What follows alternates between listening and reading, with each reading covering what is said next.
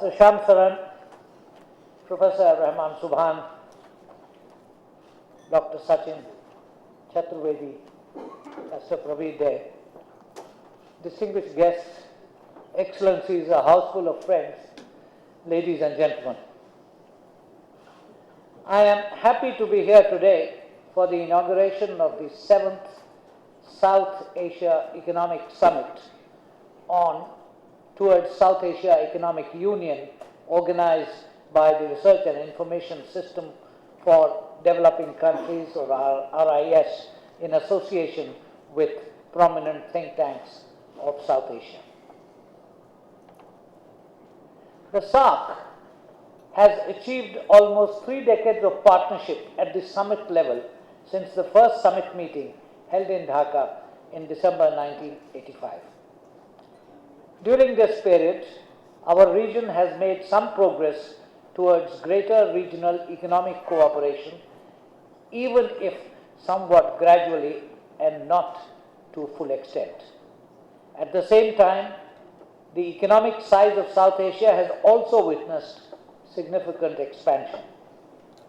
South Asia was one of the high-performing regions of the world during the period 2003 to 2010.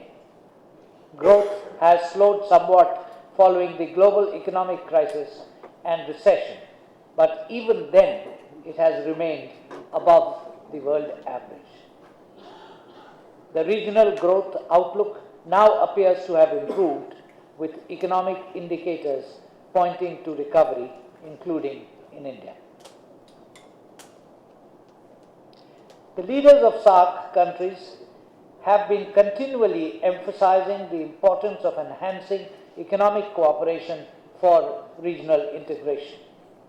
At the 17th SAARC summit held at Maldives in 2011, South Asian leaders spoke about the need to work on a vision for future development of South Asia, including the goal and elements of a South Asian Economic Union.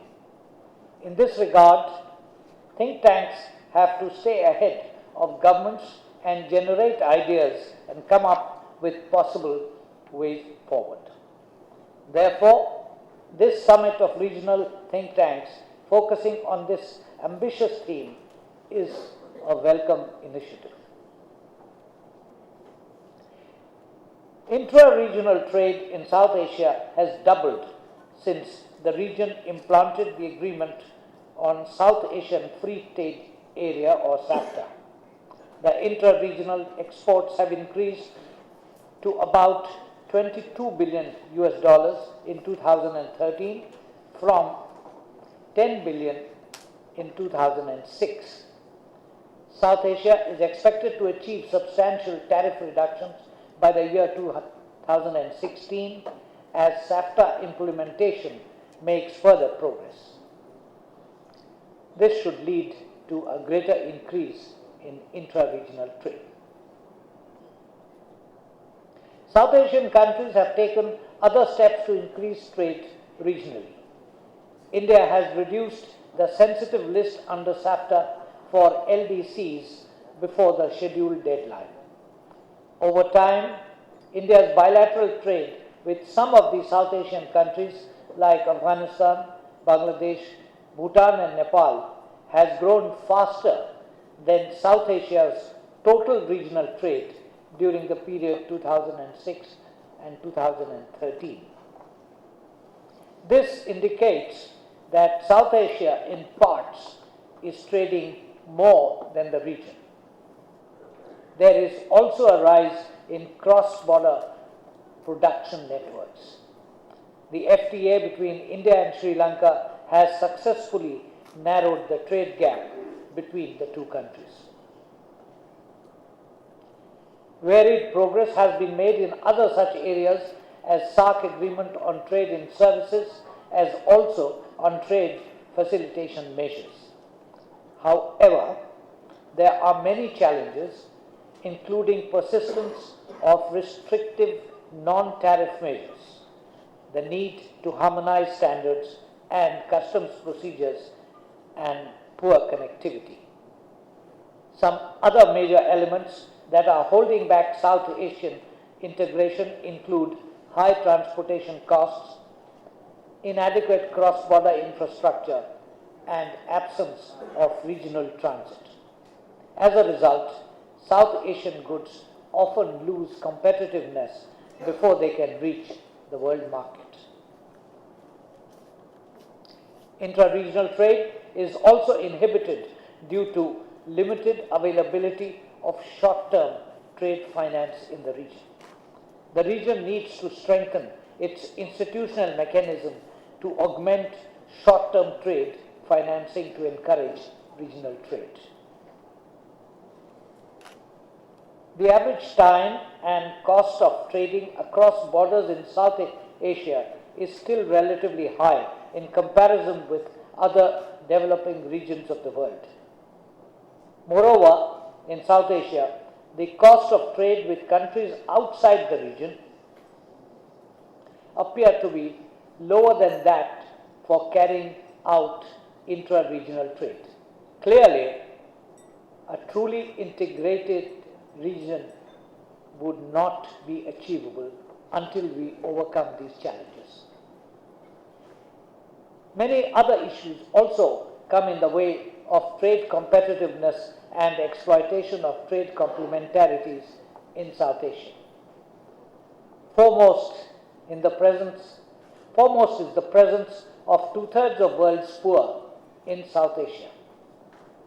The region is faced with major developmental challenges of poverty, inequality, illiteracy, disease, hunger, and homelessness.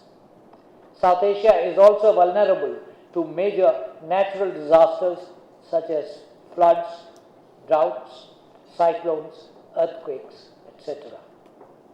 An inclusive and stronger regional integration would greatly help in overcoming some of these common challenges. The overall objective of South Asian Economic Union is to ensure the transformation of South Asia into a peaceful, stable, and prosperous region. South countries must consider the mutual benefits that could be derived from greater economic integration and thereby contribute to the furtherance of their common developmental agenda. They should therefore collectively address the challenges that confront them in the process of regional integration. While South Asian Economic Union would require greater regional economic policy coordination, SAARC would benefit from the experience of other groupings, such as the European Union and ASEAN. Some prioritized progression may be useful, beginning from completing the ongoing trade liberalization process. Another priority would be to undertake investment in regional infrastructure, especially transport connectivity that would facilitate ease of travel and trade. Friends, the 18th SAARC summit later this month would be focusing on deeper integration for peace and prosperity. Building on enhanced connectivity, we need to also encourage proliferation of regional value chains that can pool together competitiveness of each of our economies at various stages of production. We would require greater flow of financial capital and intra-regional investments. An efficient, secure, and integrated transport network is essential to support the realization of South Asian Economic Union. Regional trade liberalization, for example SAFTA, alone has not been able to achieve increased intra-regional trade. Infrastructure development, capacity building measures, removal of NTBs, and supportive policies and institutions that promote economic activities along identified transport corridors are essential to increase regional trade. Some of the regional trade facilitation projects may ease the way for economic union. These could be, firstly, coordinated border management, such as co-location of facilities, delegation of administrative authority, cross-designation of officials, and effective information sharing. Secondly, regional single window, which is a digital interface that allows traders to submit all information and documentation required by regulatory agencies via a single electronic gateway. And thirdly, regional transit, which would help the region to move the goods and services more freely, thereby strengthening production networks in South Asia. South Asia has set up many regional organizations such as SAARC Development Fund to finance regional development projects, a South Asian Regional Standards Organization to harmonize standards and reduce time taken in customs clearances, a South Asian University in Delhi to promote higher education, to mention a few. Regional institutions like SAARC Food Bank and SAARC Disaster Management Center have the potential to help address the common regional challenges. Proposed institutions such as SAARC Satellite or SAARC Corridor or SAARC Development Bank deserve more attention as we contemplate moving towards an economic union.